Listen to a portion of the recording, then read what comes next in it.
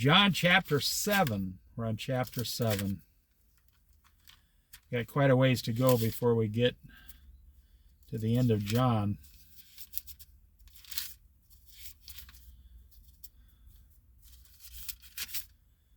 There's 21 chapters in John. I love every single thing in John. Man, I could just reread the book of John every month, just over and over. I could read it 12 times a year. I think I've read the book of John 50 or 60 times so far in my lifetime. And I'll tell you, as an older Christian, now I did not say elder. I'm not your elder. I'm just older. Just age. As an older Christian, every time I read something in the Bible, I get new information. Now, I did not say it's different information, or I did not say the truth changes. What I said was the information goes deeper. God reveals some deeper message to you, but it always has to line up with the Word of God. I know people who have gone off the deep end. You know, you start out one way, and 20 years later, I've had Christian friends come up to me and tell me that they are a prophet now, and I have to start following them. I say, no, we follow Jesus, not you. And they get real embarrassed. When, you know, I had a Christian friend who claimed he was a prophet for 10 years, and then he's kind of snapped and went on to drugs, and he totally just ruined his whole life because he started getting to the point where he thought the Bible was all about him, and he turned himself into Jesus. It happens all the time. Okay, chapter 7. Jesus goes to the festival of tabernacles. After this, Jesus went around in Galilee. He did not want to go about in Judea because the Jewish leaders were there looking for a way to kill him. Now, I find that interesting. Now, Jesus is avoiding being killed. You know, you got these big macho Christian men in churches today. This happens in every church. There's a group of men there who believe they are the security guards. They are like the CIA. They are like the secret agents of the church. And they all hang out together. And they're all going to protect the church. And they always put themselves like above you. I went to a church once, and a group of two or three men came up and started questioning me, you know.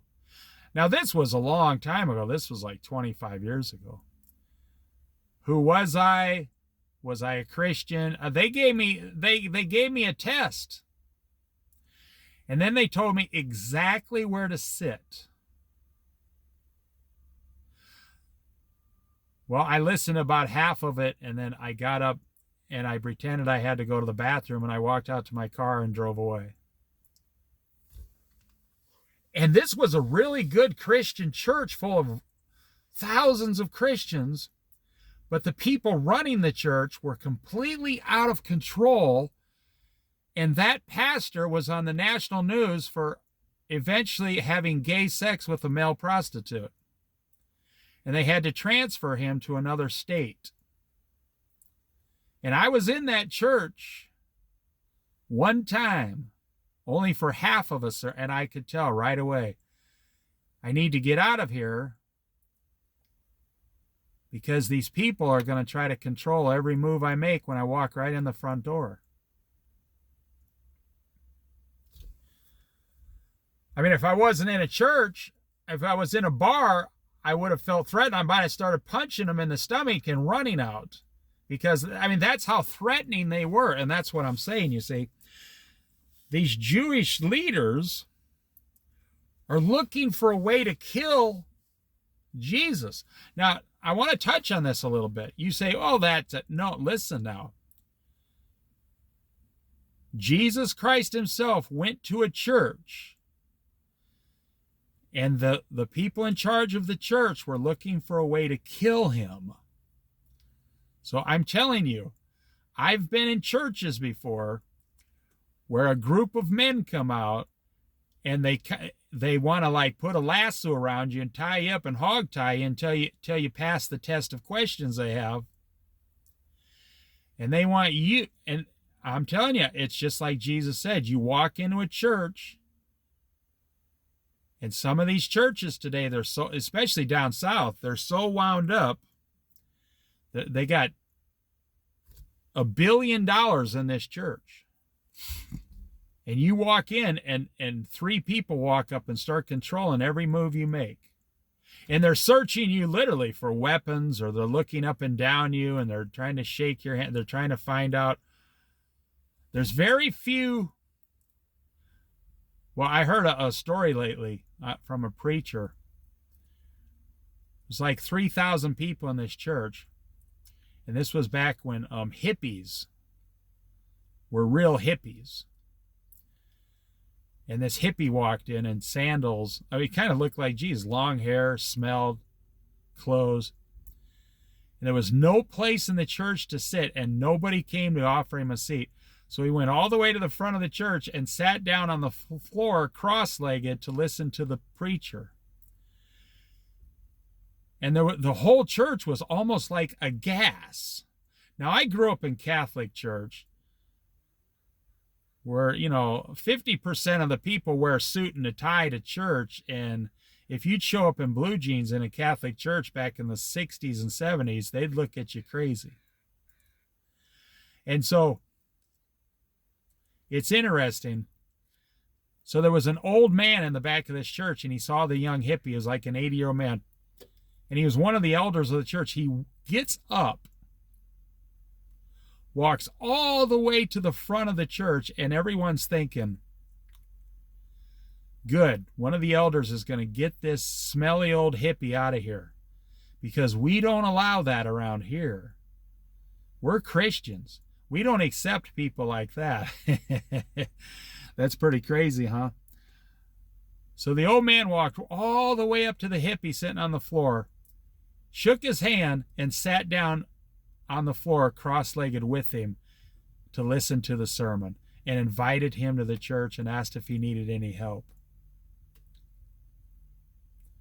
And that is what we are supposed to be doing as Christians. But listen, they see Jesus here. Just imagine if God comes to your house and he's dressed like, a bum. And you're not sure who it is, but, they kind of knew what Jesus was claiming. And what was their response?